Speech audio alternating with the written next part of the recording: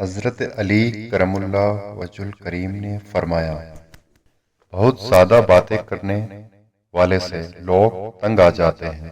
ہر اس چیز کو توڑ دو جس کو انسان نے بنایا ہے، لیکن انسان کا دل کبھی مت توڑنا جس کو اللہ نے بنایا ہے۔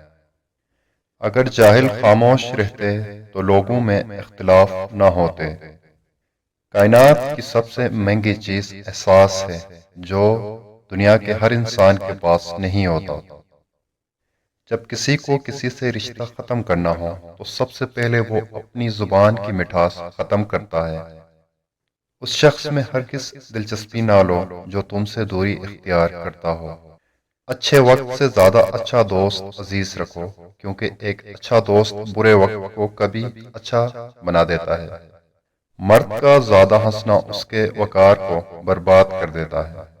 کفر کے بعد سب سے بڑا گناہ کسی کی دل آزاری ہے۔ اپنے دن کا آغاز صدقہ دینے سے شروع کرو، اس دن تمہاری کوئی دعا رد نہیں کی جائے گی۔